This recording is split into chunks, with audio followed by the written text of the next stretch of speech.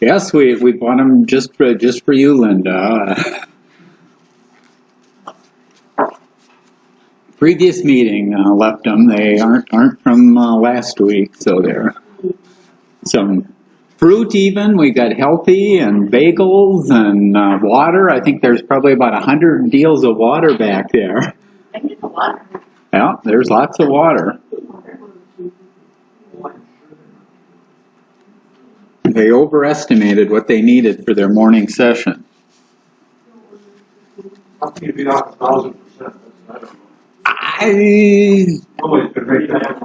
I know, but it's funny how we used to have, when I was working, the administrative assistant would order, and occasionally there'd be some real changes, because if Airmark just looks at the size of the room and then thinks that every seat's going to be full and then orders according to that, as opposed to, oh, we're going to have 30 people or 40 people, that's where you end up with some of these huge numbers. And then they kind of scare people. Well, it's a 3-hour meeting or a 4-hour meeting. Maybe they'll have 2 deals of water, you know. And but we'll get started. Help yourself to any of the leftovers there that are in back. There's handouts on the right-hand side. Our topic today is going to be future devices and technology, and I'll be presenting. My name is Tom Kreuzer. Before we get to our main topic, we'll cover a few club things.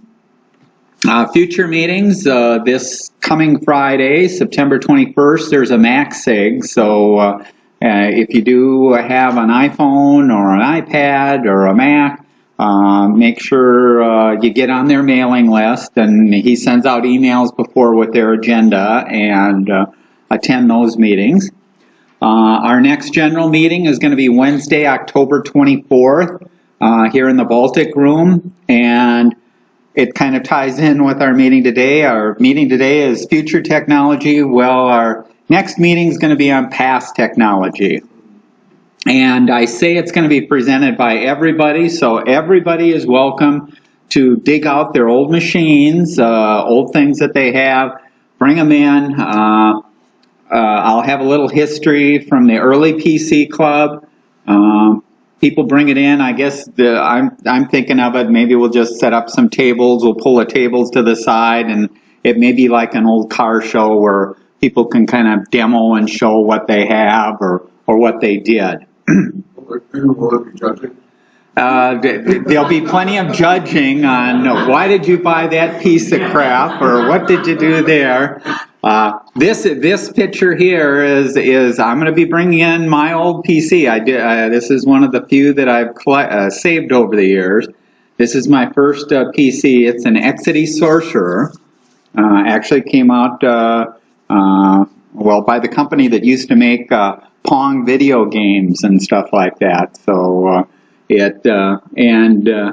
I've shown it once before. This side over here, you can see there's a little cartridge sticking out here. Well, this is an 8-track cartridge. It's a 8-track cartridge slot, and the company built electronics into 8-track cartridges that you'd slide in. So that was a use of the technology at the time there. But I'll have that in, and now my challenge is to see if I can get it up and working there. I haven't obviously used it in a number of years, and I was digging around looking for a cassette recorder, and I used to have a bunch of them, and I went through my closets and attic and stuff like that, couldn't find one anywhere. So I made it a point to go to Minnehaha had their arena sale this weekend, and for 75 cents I picked up a cassette recorder. So now I have a cassette recorder I can try there. So the price was right, and but not a whole lot of demand for cassette players there. Okay. Oh, went the wrong way there. Okay, our officers, Jim Holman, there is our president. Linda Brown is our vice president. Oh, I hit it too fast. Paul Ebert is our membership secretary. He can't make it today, but if you do have anything to turn into him, you can leave it with myself or Jim, and we'll get it to him. Mike Griffin is our treasurer and Max Stig. Stan Miller is our secretary. I don't see him. Andrew Pertucci is our communication coordinator. And my name is Tom Kreuzer. I'm a director at large. Members old and new, if you did bring your dues to pay to Paul, you can leave it with myself or Jim, and we'll get it to him. Suggestions for topics, if you do have any, talk to any of the board members or email us your ideas. If you'd like to volunteer to present on hardware or software, that'd be great. Could be something you use at work or something you do at home. If you don't want to present, you can write a short or a long article for our monthly eBytes newsletter. Again, it can be as simple as a sentence or two or as many pages and pictures as you want, and we'll publish it in our newsletter. Website, past meetings and slides are out there, and URL and the QR code are on the handout in the back.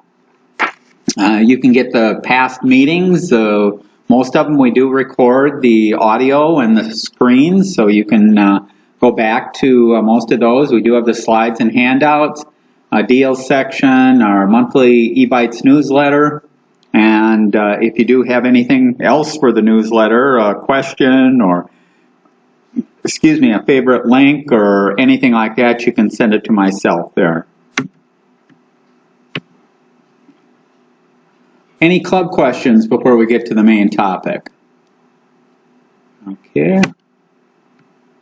Okay, this meeting format, it'll be informal, and so feel free to ask questions at any time, and we can dig deeper into some topics and others, but I'll just cover some general things, and then I have a bunch of future things that I did a couple of Google searches and came up with some things. But feel free to ask any questions or that at any time. PC devices and PCs over the last 38 years have evolved from the desktop to now they're almost embedded in everything, watches and trackers and cars and almost everything that we do now. There's some automation available through these devices. Where is it headed and what should we do? Well, that's different for everybody there.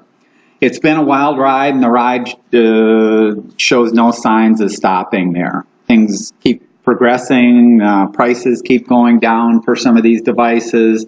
The things that it can do change, so it's to me it's the best of times that we live in because we've got these advances in technologies taking place all the time. And we have many choices when it comes to what devices we use. Picking the right one, I mentioned, is kind of like picking a car or a motor vehicle. What works for one person or for one purpose doesn't work for everybody.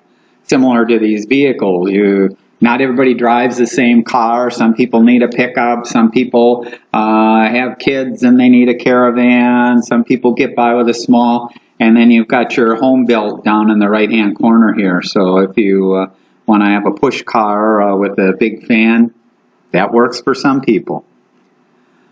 What devices and what your features and functions are, that varies again depending on what your needs are and what you can afford. So it's a matter of finding out what works for you.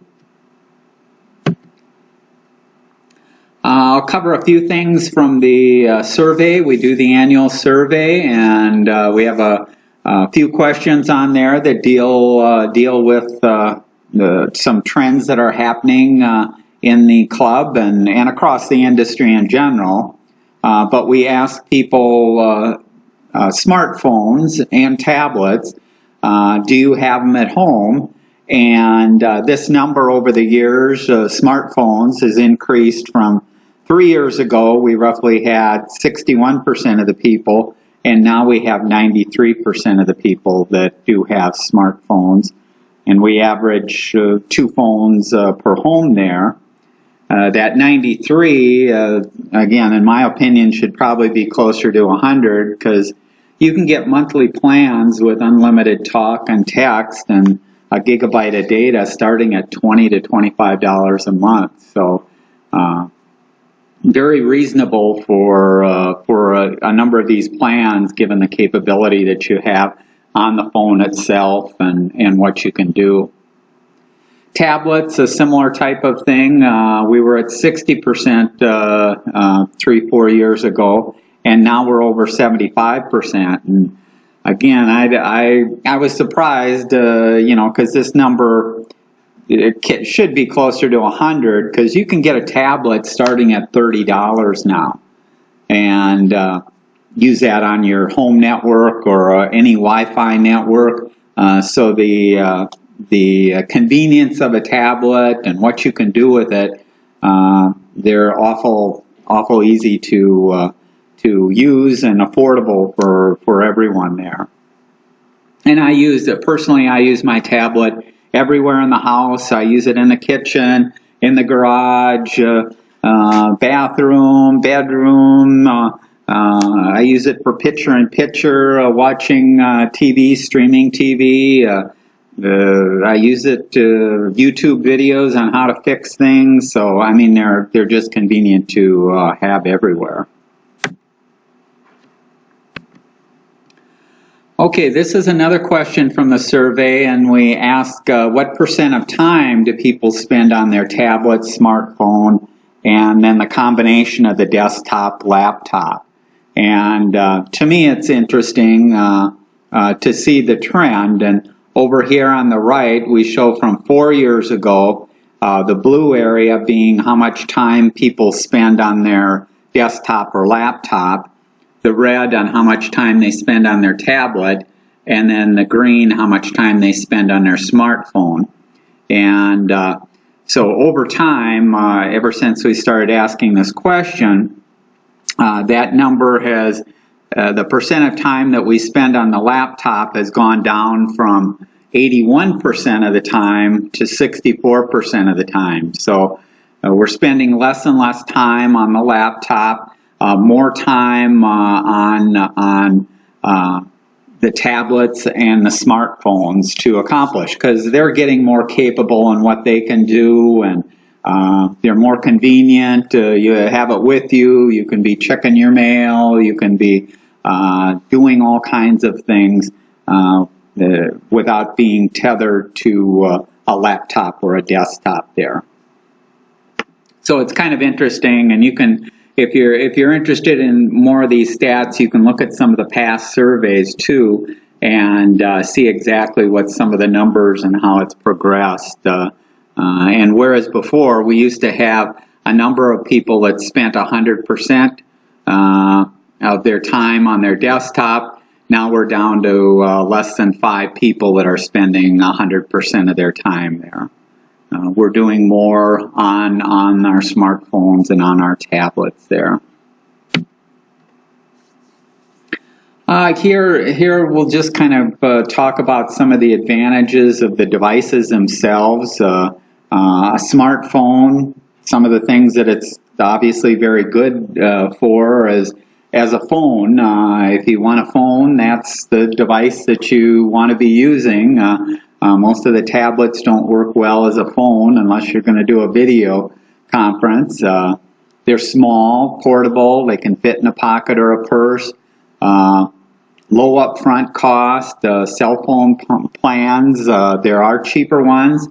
The low upfront cost, given that Apple just came out with its new model, if you're buying the latest Apple, if you hadn't heard, their latest model, what is it, the 10SX, I think starts at $1,100, and if you get more memory, it can go up to $1,500 for the phone. So it can get a little pricey there, but there's very good phones that you can get, and when you're starting out, you can start out with a phone that's less than $100, and as your needs grow, you can get a good phone for $300, usually that has a very good camera, enough memory, is fast enough, and things like that.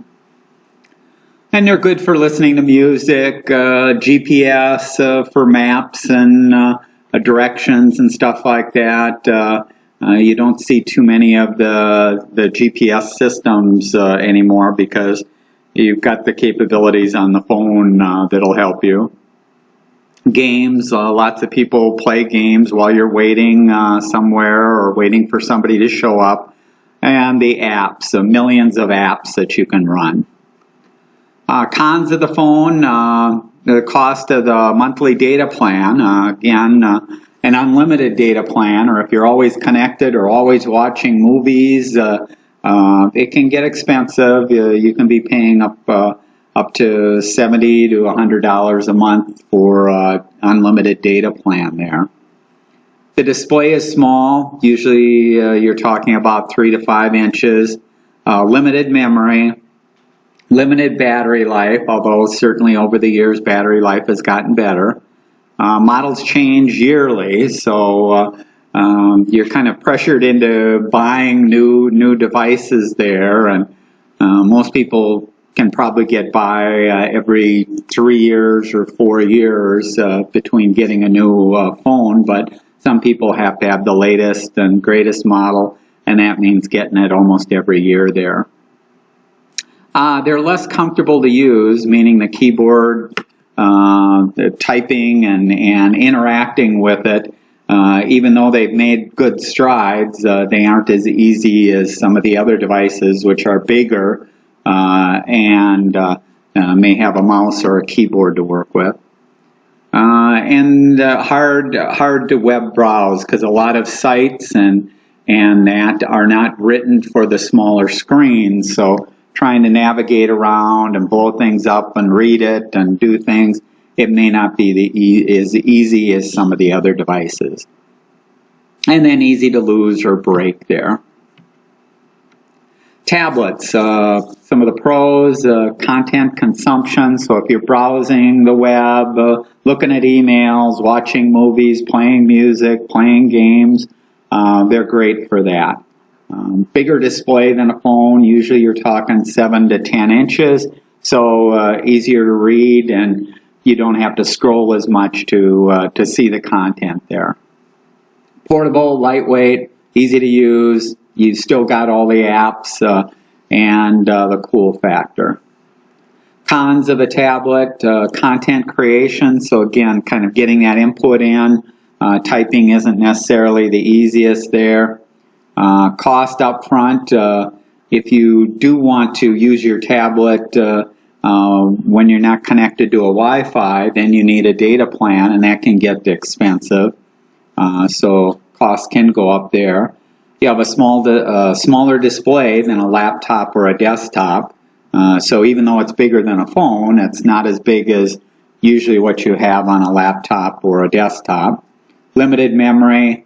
Limited battery life, it's usually better than the phone, but again, it's not unlimited. You have to charge it up, and if you're using it at home, you may have to use it plugged in because you forgot to charge it up, that kind of thing. And models do change. There are better ones, better displays, things like that coming out too, just like the phones. Less comfortable to use because of the lack of a keyboard or a mouse or drives. Now, keyboard, you can get a Bluetooth keyboard and use your tablet that way. So there are some ways that you can fix some of these things, but in general, if you're just using it, you're going to have limitations, or it's going to be harder to get your connections or get your content updated there.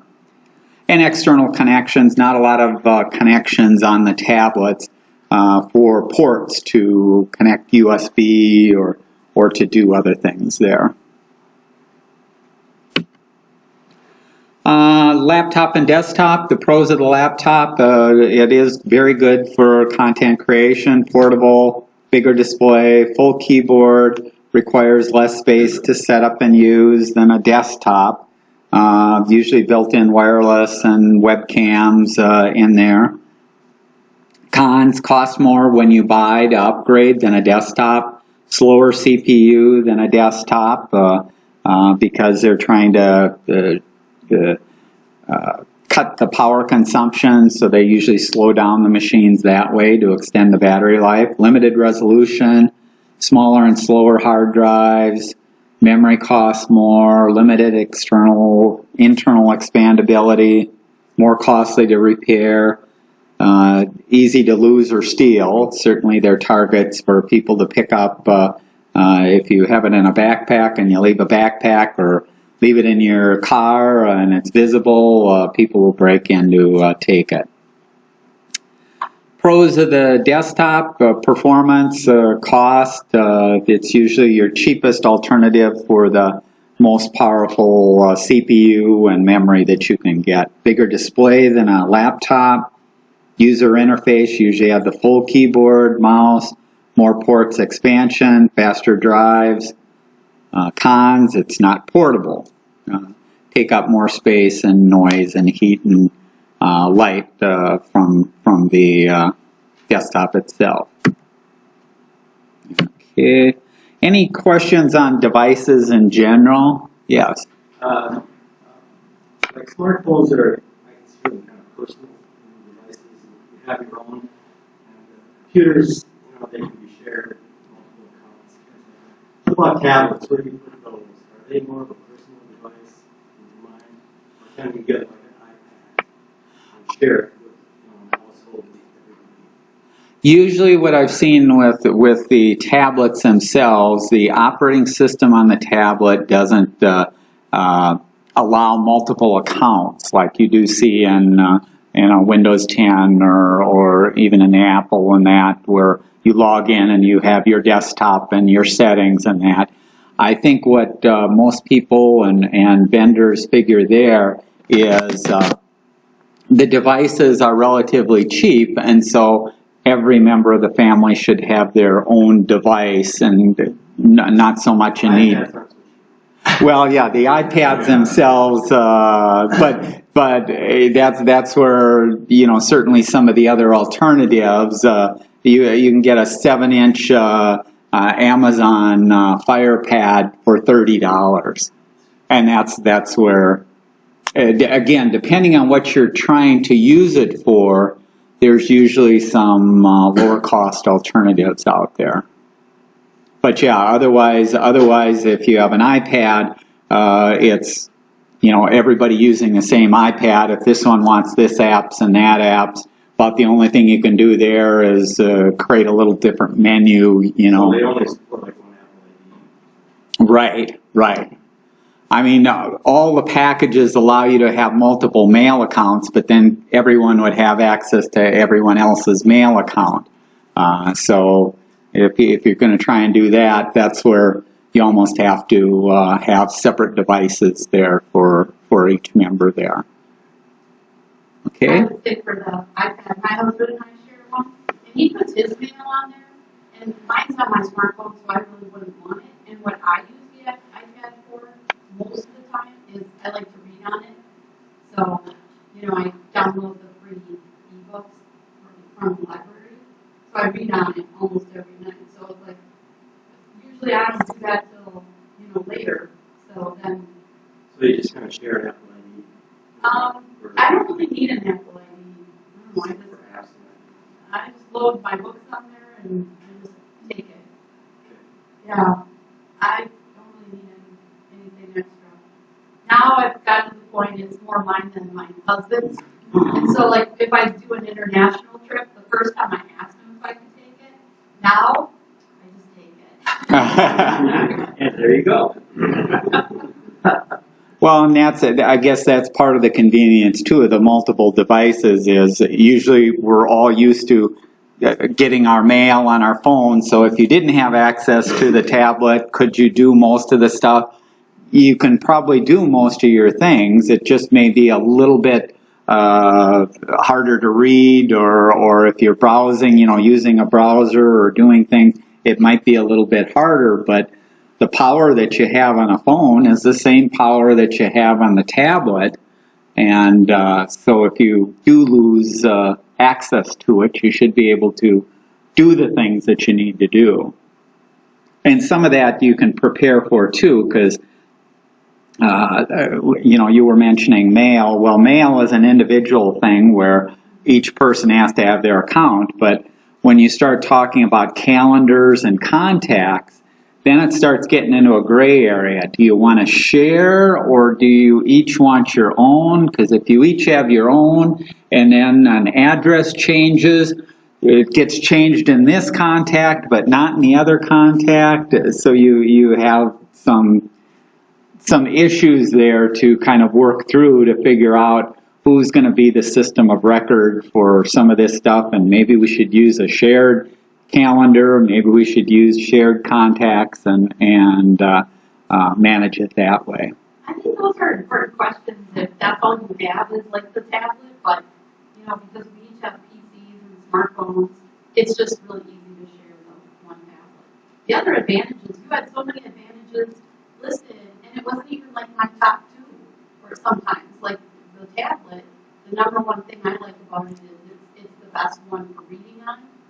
And then the biggest disadvantage of my PC, I always am like, am I going to take my PC because it's so dang heavy and takes up so much space? And then on an airplane, you can start looking at your phone now or your tablet right away. You don't have to wait to turn things on. Whereas a PC, you need to have that shut down. So that's another advantage if you travel a lot, that you don't want to have to shut it down when you get on the plane and then wait like that 20, 30 minutes before you can bring it home.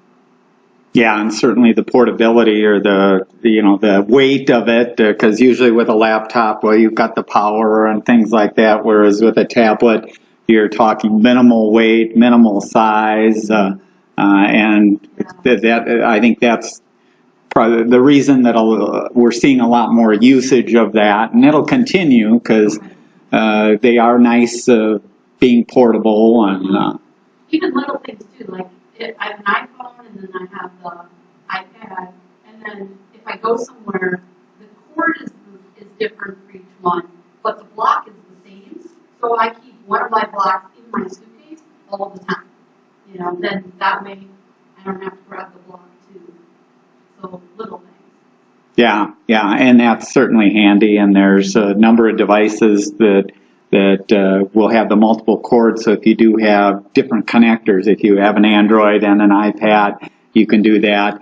The one thing in terms of the adapter that I've run into is not all adapters are the same. So you have to be a little bit careful there, because if you technically, you can use an adapter, and if it's not for your device, you can overcharge your device and then have problems with the battery exploding there.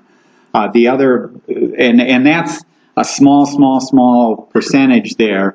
The main problem, though, that you get into, what you're talking about, is a lot of the quick charges will only quick charge with the adapter provided by the vendor.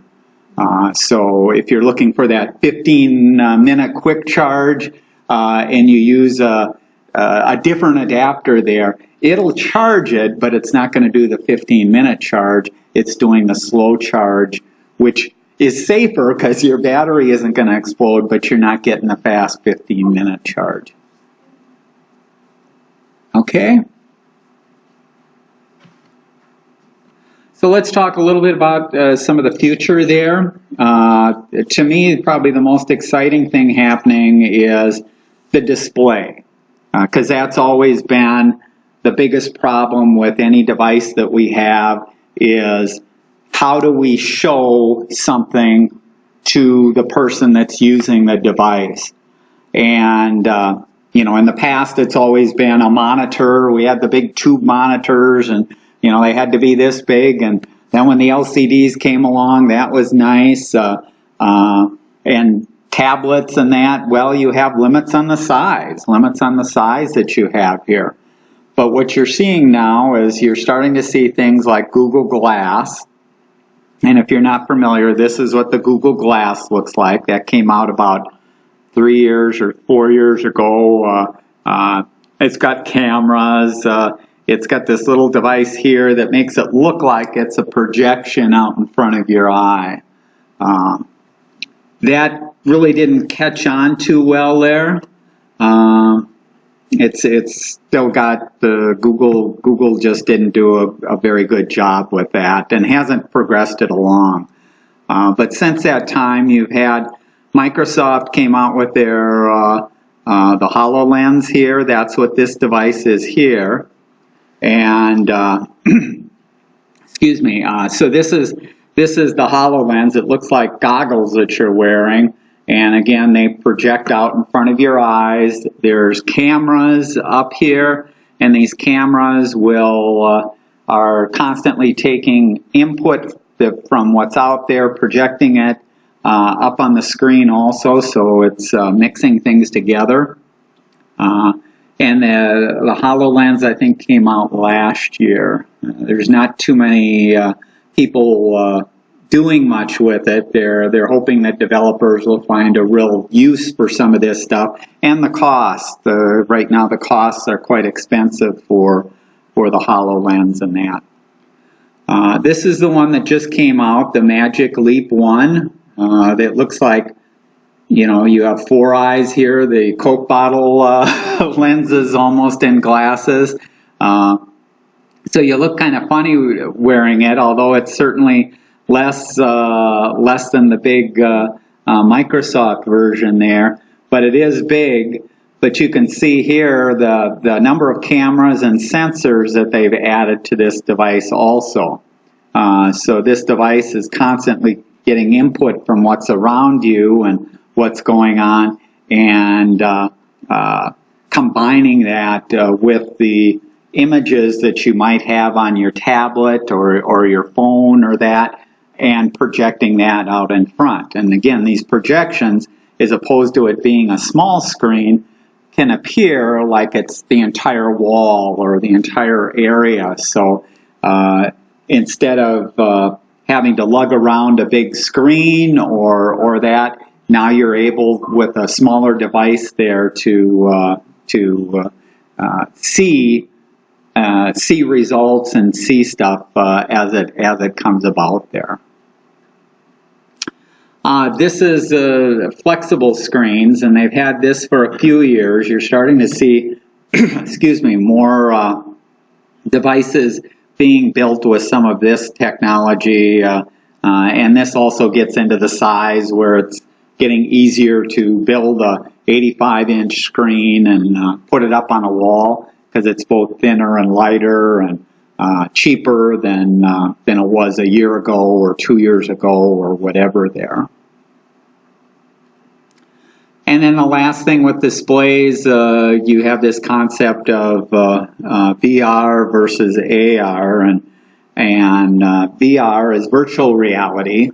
So this is, you know, if you were wearing glasses, you've seen the virtual reality glasses or goggles that you wear, and you're going down a roller coaster, and that's all you see is the images coming from the virtual reality app or program that you're running.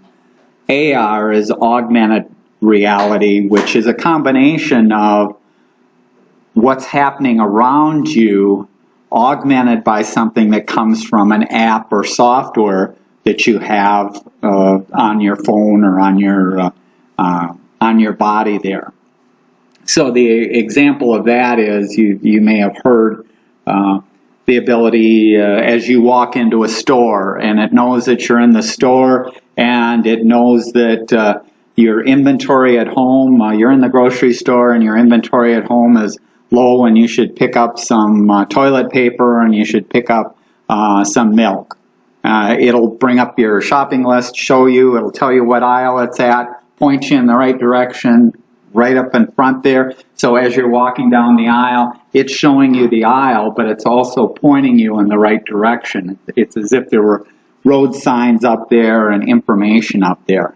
And the minute it sees something, it can analyze it and say, oh, is this what you need, or is that what you need? It can immediately give you that feedback there. And that's the augmented reality. Okay. So in addition to displays, you have input. And that's the other hard thing for devices is devices both have to show you things, but they have to be able to get input from you. And the biggest changes over the last years for input is voice. And you've seen it with things like the Alexa, and you have it on the phones, and you have it on all the devices. Windows 10 now ships with Cortana. All the major operating systems have, excuse me, voice recognition built into the operating system, built into the browsers, so that you can use that instead of having to type, which is a godsend if you aren't a good speller, or you're on a plane, or it's a bumpy ride or whatever, and trying to type or trying to do things doesn't work too well, whereas voice can be perfect there. In addition to voice, the other one is hand gestures, and that's what you see in the Leap. Here's somebody with the glasses there, and because it appears like it's projected out there, you're able to use your hand, similar to a mouse or that, to move around, to grab stuff, to push buttons, to delete it, to move things around just using your hand, whether you're grabbing, whether you're swiping, whether you're doing things. So that's another way to get input from the user on what's going on there. Okay. Another advance that you're seeing is the device-to-device input, and that's probably the most important, or what we've seen a lot of in the last few years, is because there's getting to be more smarts in everything, and whether it's in a smart home, your lights, your garage door opener, your refrigerator, all these devices are starting to talk to each other, where they can share information about what they know and what's going on around them within the device. And so the device can send an alert to your email, to notify you, to pop up, because these devices, it's relatively cheap to make a Wi-Fi connected device. You can be making these devices for $4 or $5 that have Wi-Fi capability and are single function devices to monitor one or two things, and then send that to a central location, which then disseminates things out. So to me, it's a very exciting what the communication between all these devices can do, and you see it somewhat in a car. You know, the car used to have basically one controller or one monitor there. Maybe it was monitoring for oil. You had oil, it was checking, and gas. You didn't have too many gauges. Now what do you have on a car? The car is checking probably, I don't know, at least hundreds of indicators, and this light is out, or this sensor isn't working, or this is going out. You have all these indicators and all these monitoring that's going on in there, and that's constantly being fed back. And it gets even more sophisticated when you talk about collision avoidance systems, because there you have cameras, you have multiple cameras, you have multiple infrared sensors, you have all this stuff going on automatically, and the minute it sees something wrong, like, oh, there's a bike that's coming out from the right side, it can stop the car. So it's all that device to device, being able to share that information, update it, and make life easier for all of us. Another thing where you used to have to put in a lot of information, excuse me, and put things in, you're getting artificial intelligence. AI is being able to guess or figure out what you want to do and when you want to do it. So it can start making suggestions, and it can start doing things for you, whereas maybe in the past you had to do that entirely yourself. excuse me, and an example of that might be, I think, who was it earlier that was giving the demonstration? Was it Google, showing the ability to ask like Alexa to make an appointment to get your hair cut. Well, it can look at who you usually go to get a haircut. It can look at the times that you might be free. It can place the call. It can make it sound like it's a human there and ask for times there. It can check your calendar. It can put the entry in your calendar, and it can do all of that without interacting with you at all. And that to me is kind of crazy that it can get to that level of sophistication there and do things, do those things. It's like having an assistant and saving you having to go through and do all those manual types of steps or look up multiple things or place calls or stuff like that. Here it's taken care of for you automatically. So in the future, in general, keyboards start going away.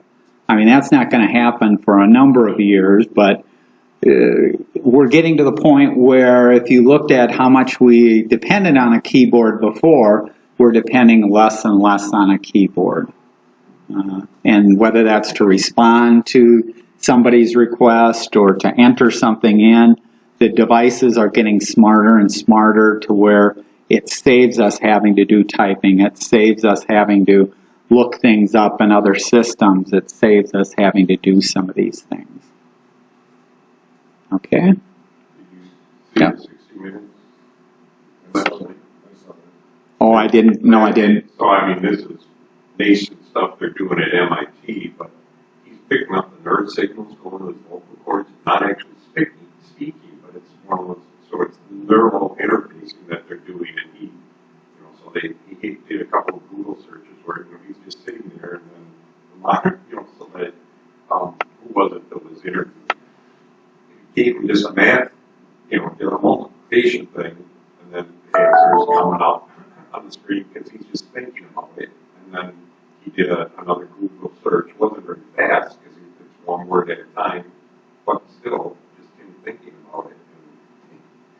Yeah, I mean, certainly the thoughts. MIT Media Lab. Yeah, the MIT Okay. Media Lab is way beyond just media. Those are neat things.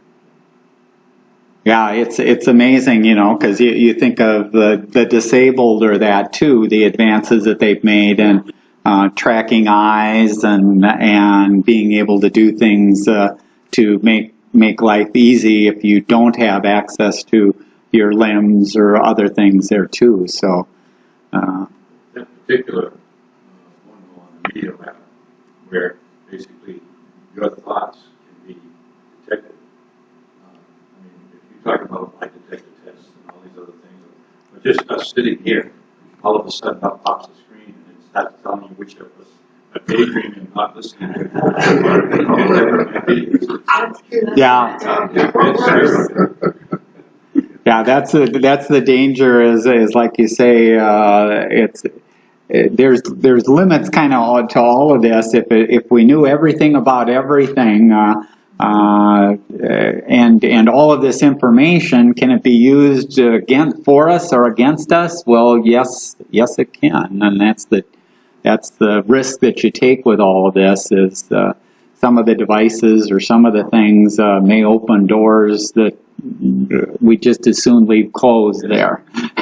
But maybe you get the shield or something like that. The Get Smart, the cone of silence. You put that over and.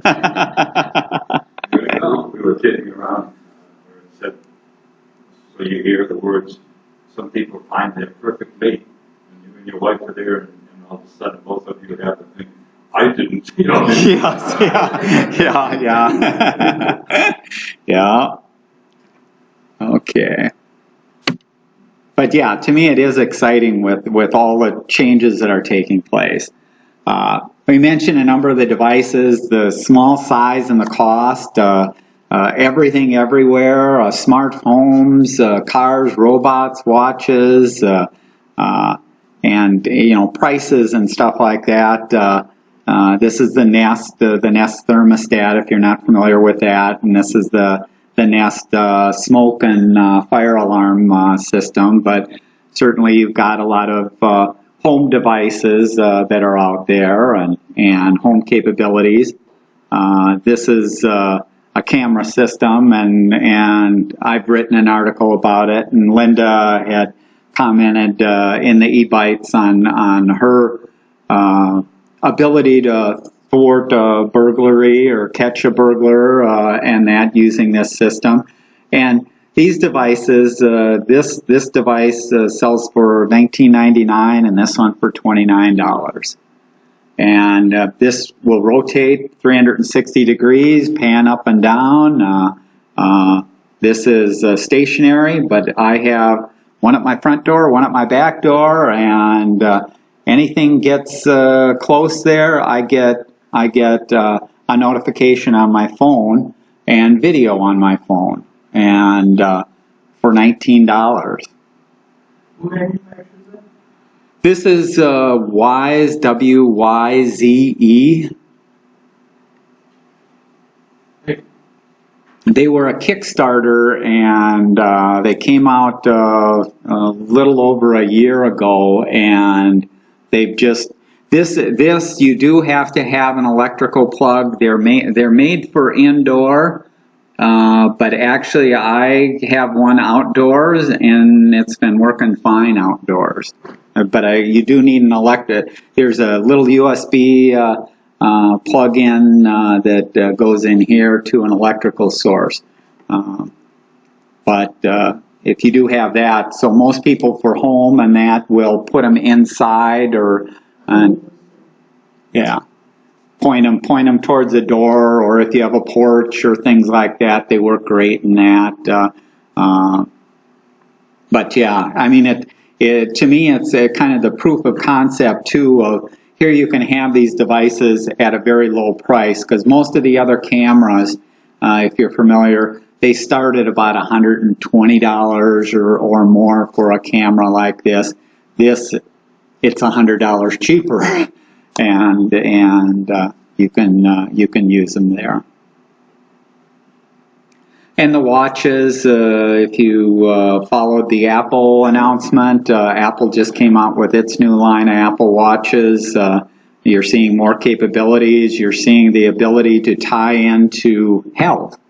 So it can do an EKG, and it can monitor and store that information and let you present that, or AFib. If you have AFib, it can be monitoring that. And so the watches are, again, you're getting more monitors, the ability to store that information, check on your health, and do stuff.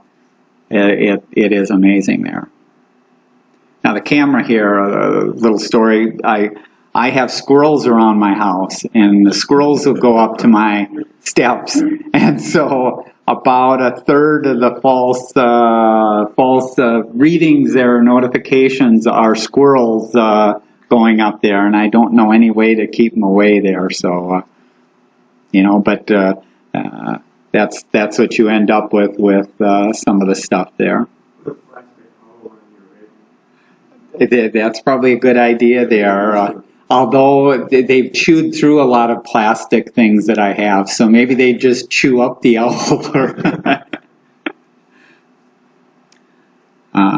Yeah, and this is just showing in your car. Now you have more capabilities in the car and how things are. The robot Roomba there, and then the ability in your refrigerator, freezer there, keeping track, both from an inventory standpoint of what you have and also the health of the device itself. Excuse me? Why Picasso? Yeah, I don't know. Yeah, well, maybe if you want to watch pictures or stuff while you're doing.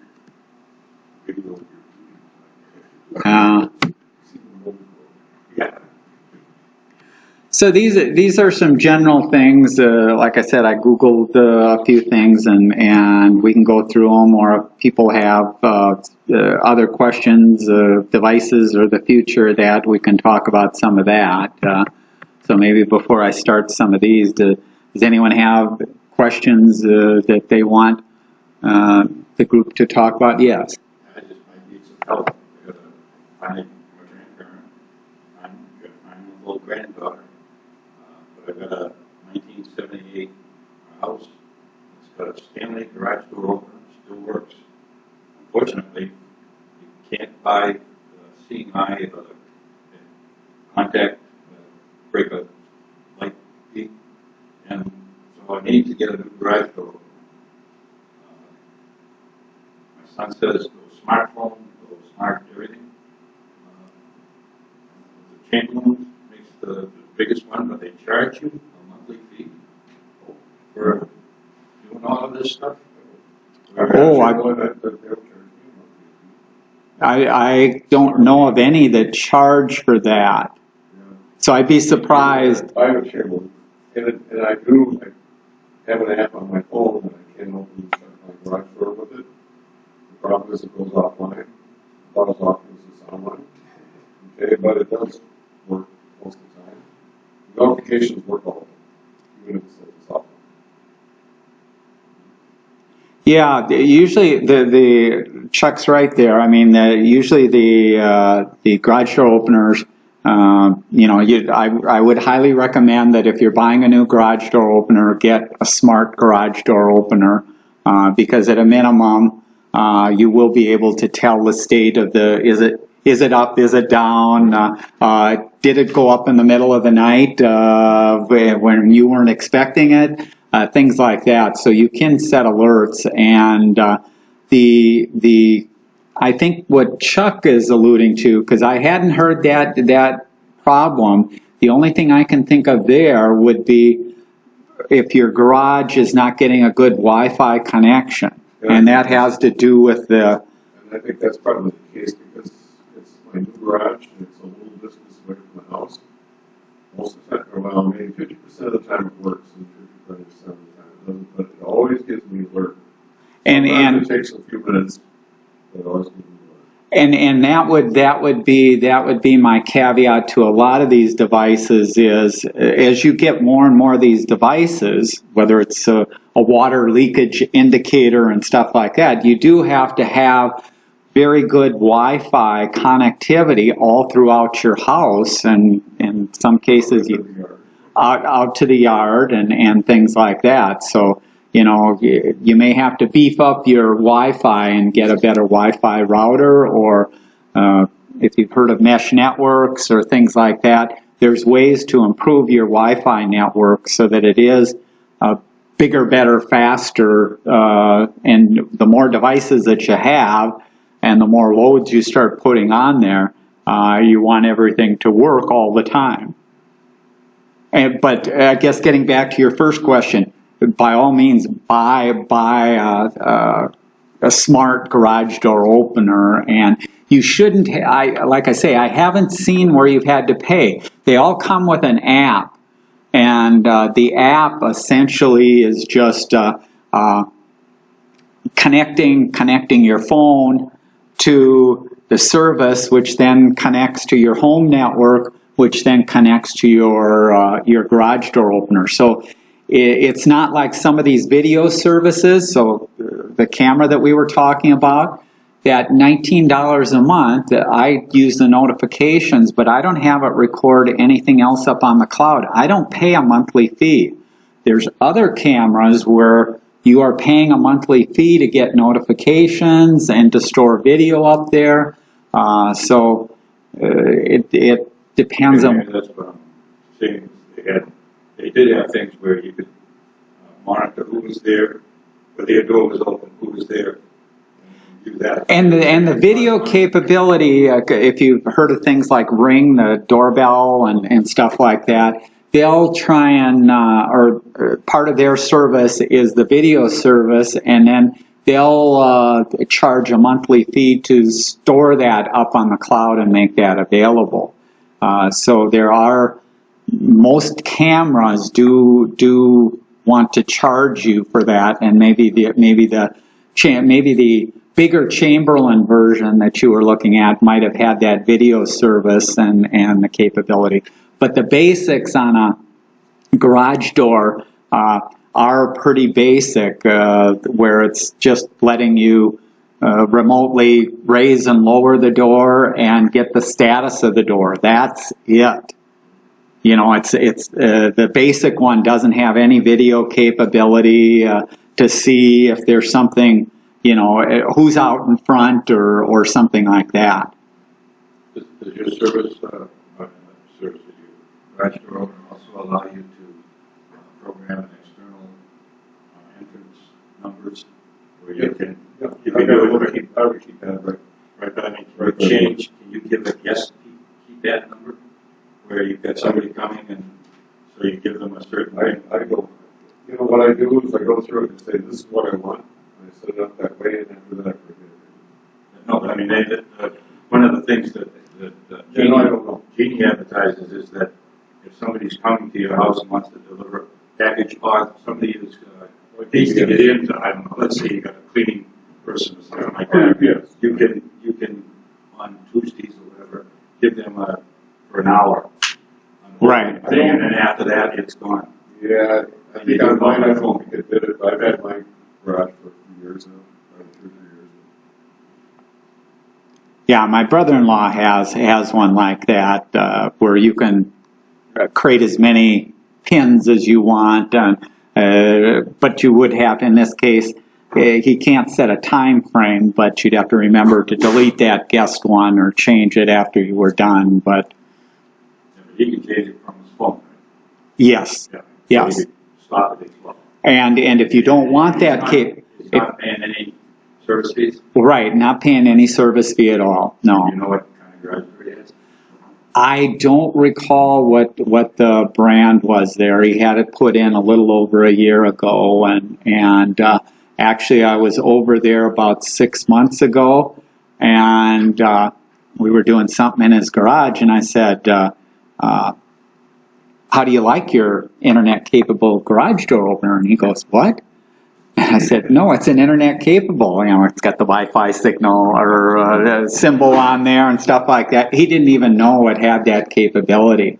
And so I said, here, let's set it up. And we went out and downloaded the app and that. But, you know, so nowadays, you know, there's a lot of things that unless you look, you may not even realize that you do have some of this capability. And he just needed a replacement garage door opener, and they put it in, but never told them or set up anything.